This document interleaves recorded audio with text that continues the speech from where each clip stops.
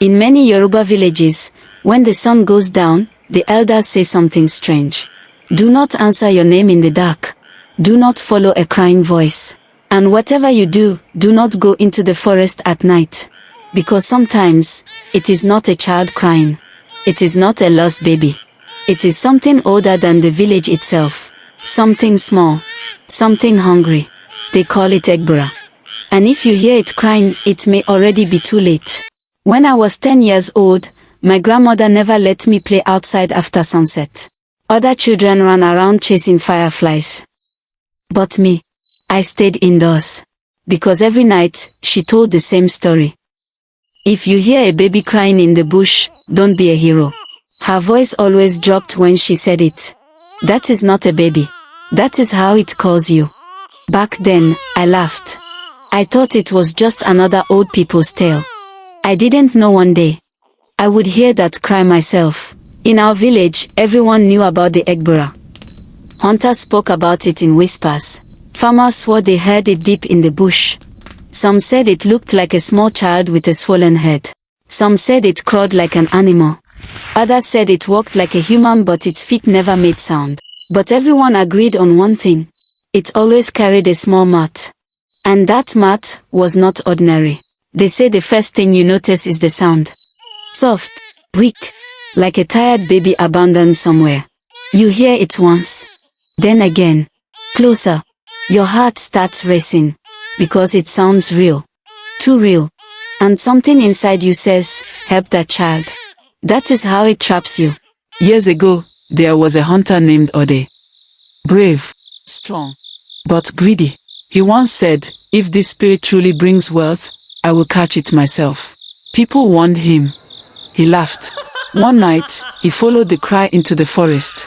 Deeper, darker, until even the moon disappeared. Then he saw it. Something small sitting on the ground. Back facing him. Shoulders shaking. Crying like a child.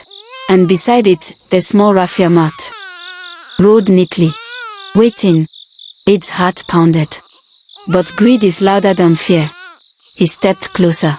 The moment Ode grabbed the mat, the crying stopped. Dead silent. The figure slowly turned. Its face was not human. Eyes too big. Mouth too wide. Smiling. Then it screamed. And ran. But not like a child. It moved too fast. Too wrong. Ode ran too, clutching the mat. Branches tearing his skin. Something chasing him in the dark. He made it home alive. And from that day, things changed. Animals walked straight into his traps. Money came easily. His farm grew twice as big. People whispered, Ode has found something. Ode is using something. But every night, he heard crying outside his window. Then the sickness started. His child fell ill. His wife couldn't sleep. Strange shadows moved in the house. The crying got louder. Not from outside anymore. From inside the walls. Inside the roof. Inside his head. The mat he stole began to smell like wet earth. Like a grave. Ode stopped talking to people.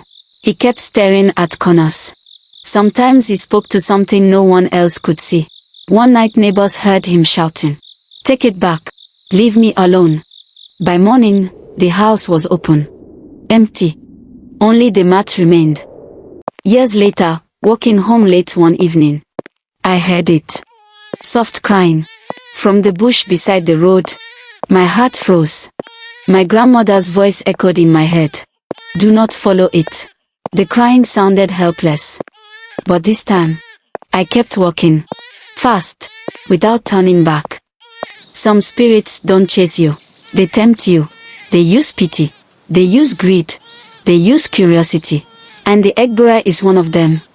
So if you ever hear a child crying in the forest at night, pray it's just the wind. Because if it isn't, it might already be calling your name.